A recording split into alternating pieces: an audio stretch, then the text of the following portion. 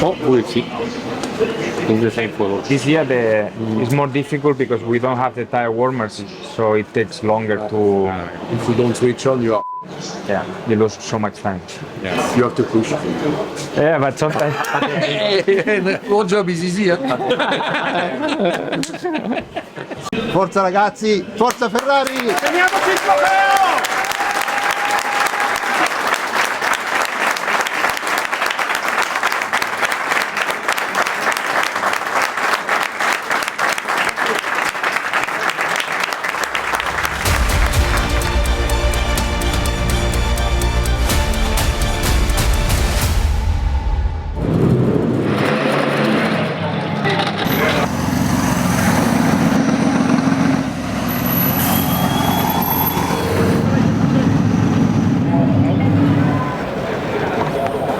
Your family is here watching or? My girlfriend, yes. My dad also. Where? I think they are the land of the Carlo? It's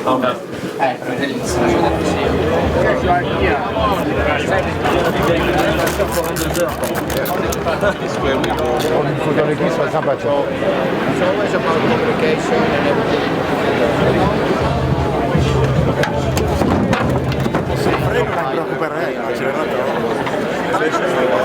Anche vero.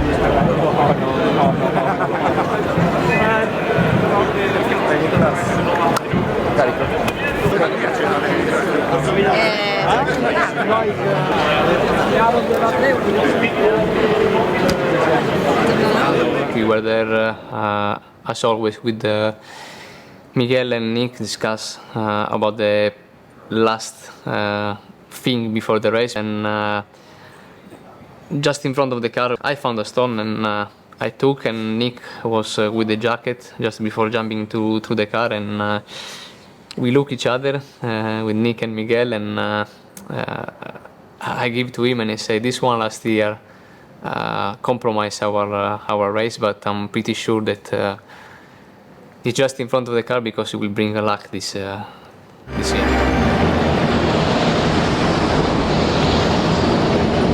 Allons enfants de la patrie, le jour de gloire est arrivé. Pilote, démarrez vos moteurs.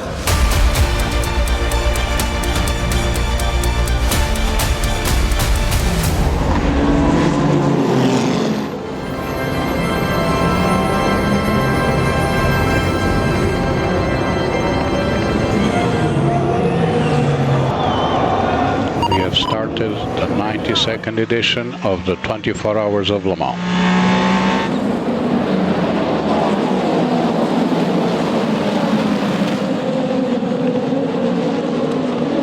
The Ferrari up to second place. Here's the 50 car of Nicklas Nielsen.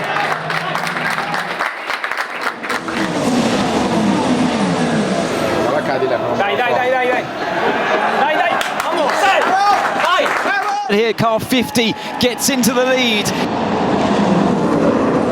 At the end of the first lap, it is Nicklas Nielsen in the number 50 Ferrari that leads the race.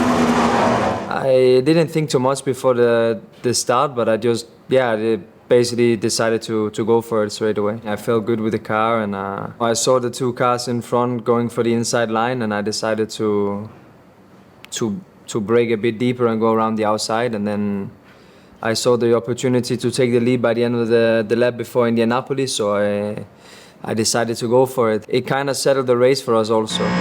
Number 3 Cadillac being passed by the 51 Ferrari. That's a change for third place. Nice move, nice move. All eyes forward now.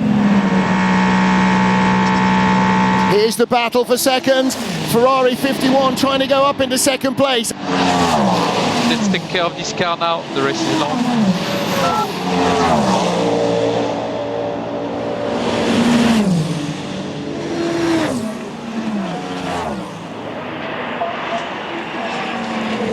Car 51 and car 83, they had a 10-second penalty, and that was pit stop infringement during free practice. Don't worry, mate. You have the pace. You're the fastest on track, so we'll recover from that.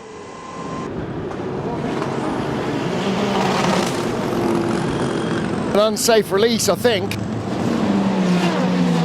Here's the battle for the lead. Nicklas Nielsen steams by Laurens van Tor. Good job, man. Let's look ahead. Fantastic stuff. Car 50 has 10 seconds added to the next pit stop for an unsafe release. No problem, we will manage that.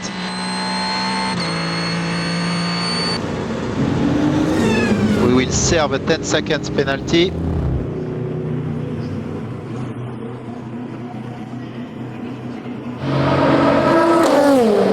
So Schwarzman leads by 7 seconds. Very, very good work indeed.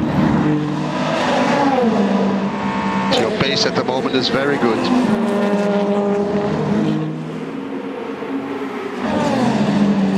Car moves up a spot, so that is Miguel Molina going ahead of Matt Campbell. Mega job. Mega job. We keep them behind now.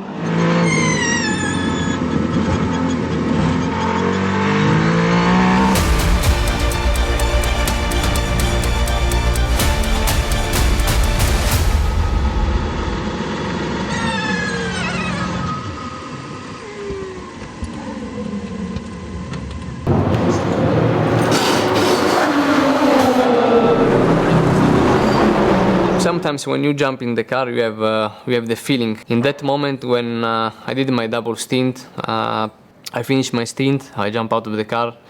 I went through the pit wall straight away to the racing engineer, and I said to him, "Tell to Nick and Miguel to stay calm. It's going to be really, really long, but I had a really good feeling. So I'm pretty sure that we can make it." And we look each other. It was at that moment a bit surprised, because I say we're just at the beginning of the race, and I say try to avoid any contact, try to avoid everything, because it will be our race. The yellow AF Corsa Ferrari of Ye Yifei, top of the pile. The teams are being warned that rain is due in 4 minutes.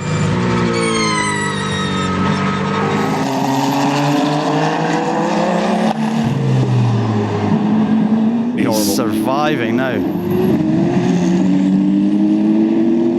This is the other Ferrari that also is on slicks. At the moment, both of the factory Ferraris look to be in real trouble because they're on the wrong tyres.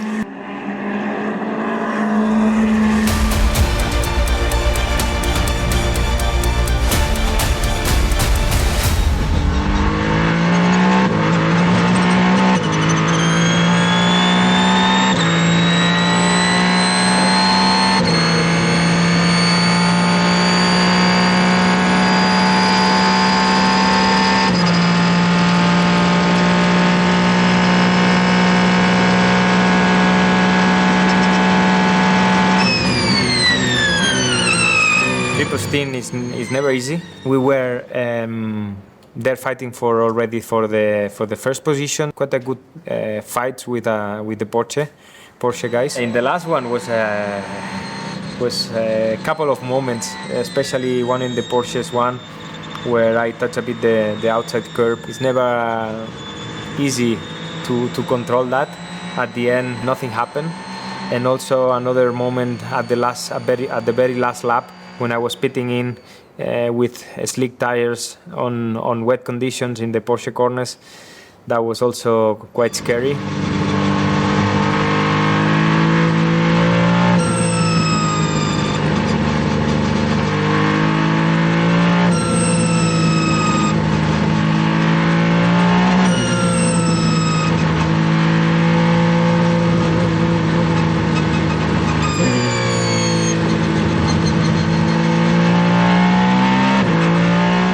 Darkness and rain. Oh joy. Part of the track's dry, part of it's wet. Okay, mate, we think we need to stay out and survive. You're riding on board here with Robert Kubica. He's on wets. At the moment, your pace looks good.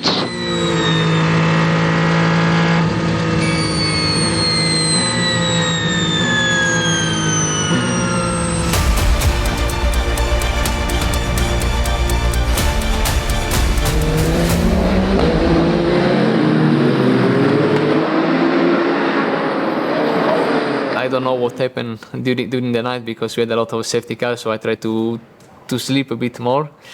But at one moment, they called me again and said, okay, you need to be in the car in 4 minutes.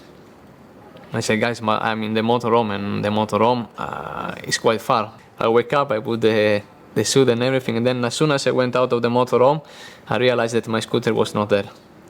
So I say, okay, now it's gonna be fun. So I start to run until the box, and when I arrived there, I found already the guy with the earplugs and the gloves and everything ready. They just put me everything on the head and sent me in the car. But luckily we realized before the car arrived that I was with the normal shoes. So we also changed the shoes, and then I went straight to the car.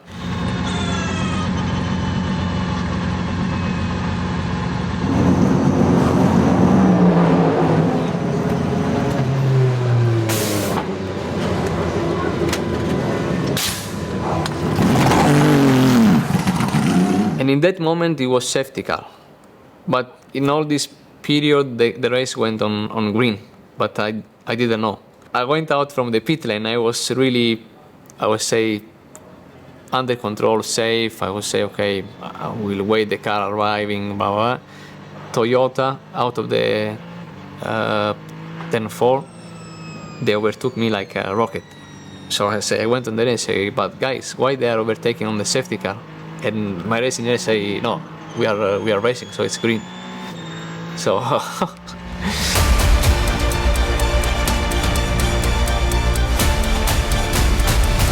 Might have some rain in 10 minutes. Might have some rain in around 10 minutes.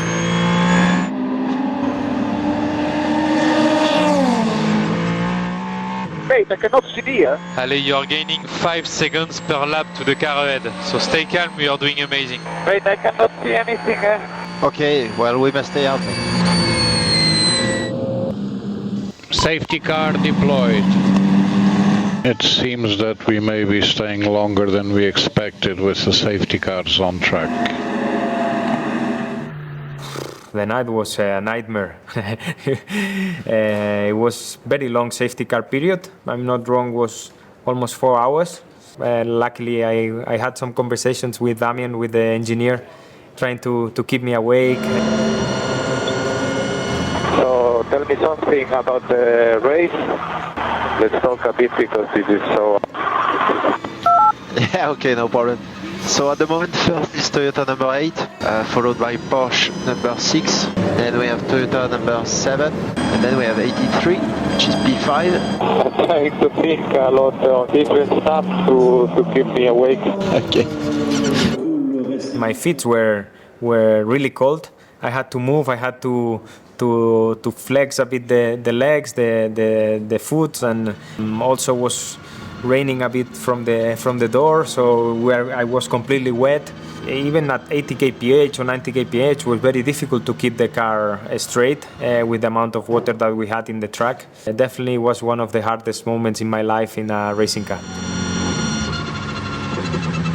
When Miguel was in the car, I was enjoying my time in the RV. Sorry, Miguel, for laughing, but I think he was more than happy to jump out of the car.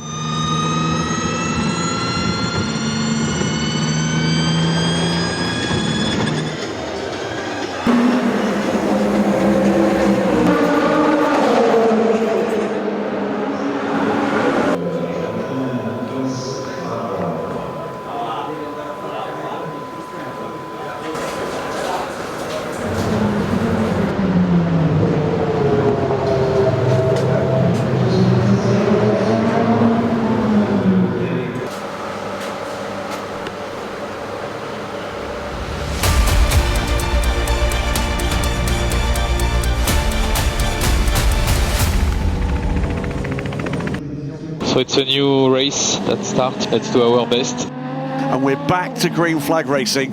What a relief. Giovinazzi is still on, maximum attack. And he's done it on the inside, brilliant opportunistic move. Giovinazzi uses the traffic, read that beautifully. Cracking stuff, that. Fuoco back on the inside, he's 3 wide on the road to Indianapolis. Kobayashi gets squeezed out wide. There is no room at the end. He's got to back out of it. Schwarzman goes back ahead of Fuoco. So what we now have is Bamba, Makaviki, third is Schwarzman, fourth is Fuoco, and Buemi. This is going to change position here. The 50 goes around and takes the position back.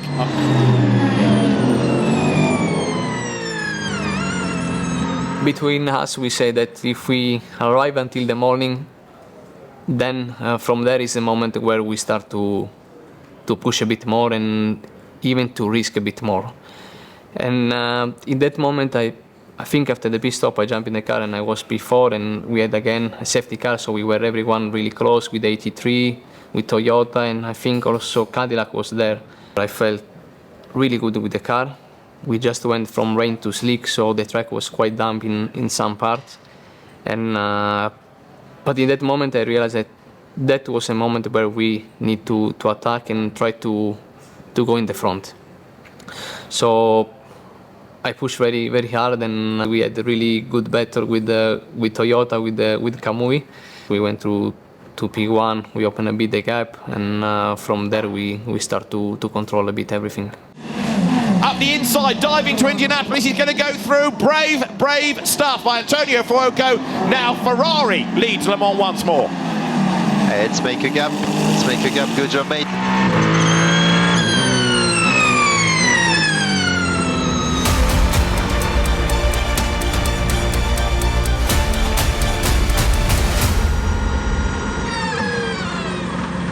Look how much smoke is pouring off the abused front of the number 83 car.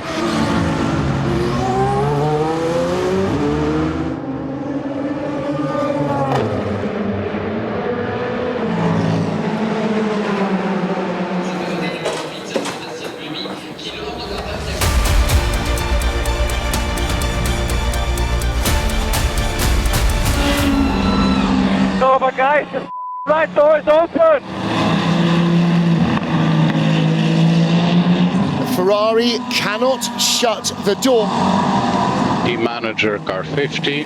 If your driver cannot close the door, bring the car in to repair.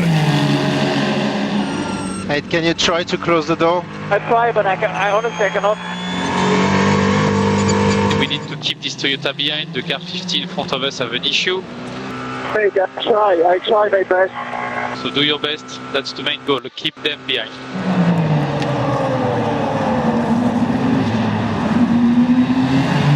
And I cannot. I tried to pull, I tried to push, I tried everything. I think, yeah, the flick is open. I cannot reach it. It's possible. Yeah. Fuel, you stay in, quiet.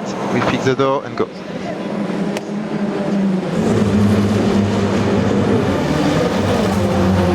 The problem we had with the door didn't really put me out of focus. I never really had the moment of thinking that the race was over, but I was very frustrated. You start to think all the negative stuff that it came into your mind. We suffered a lot.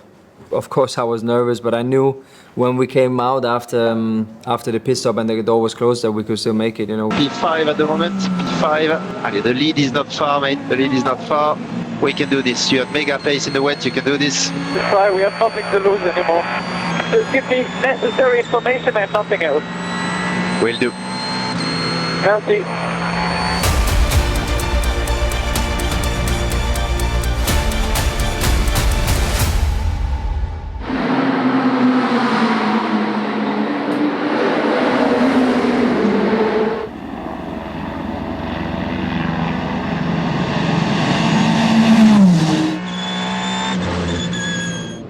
We don't take unnecessary risk. Pier Guidi is driving out of his skin because he wants to be on that podium again. Last lap, last lap. Nick Nielsen is driving the car as if he's got no fuel cares in the world.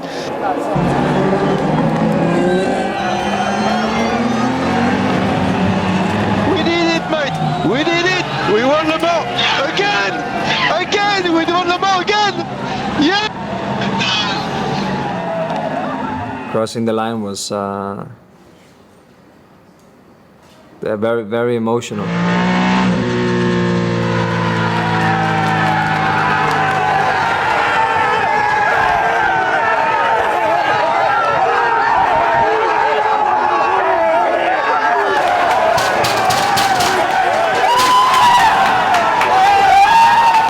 it's a mix of everything, joy, stress. All the emotions were there, all the joy, also we were tired, so everything was more sensitive. Seeing the face of all the mechanic, all the engineer was something really, really nice. Winning a race like this with Ferrari was very, very special and something I will never forget. I mean, there are so many people working behind the scenes, you know, the whole team, the celebration, and the emotions that came out was incredible. And when you see that it's in your hands, I mean, it's something very special that we never forget. For me, the more special thing was to cross the pit lane with all the people on the sides, where you were clapping to us, and this was very, very special, and for me, this will remain forever.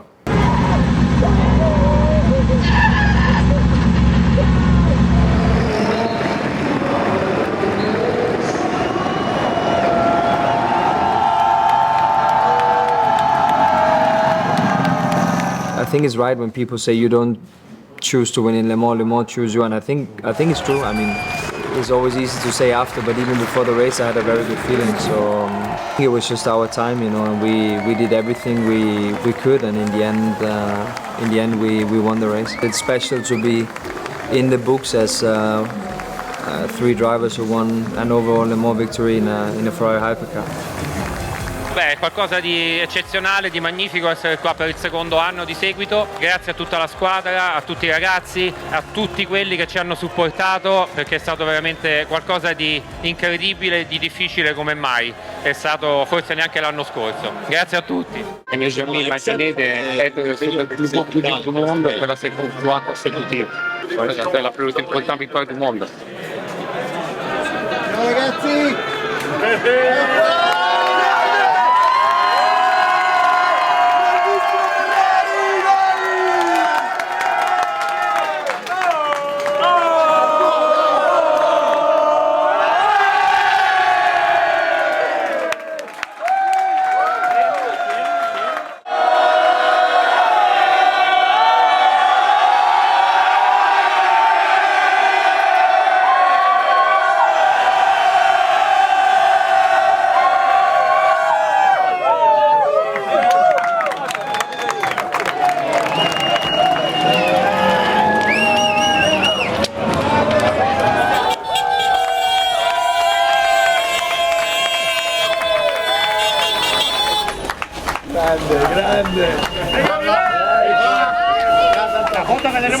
C'est aussi pour vous, c'est la Coupe du Président de la République.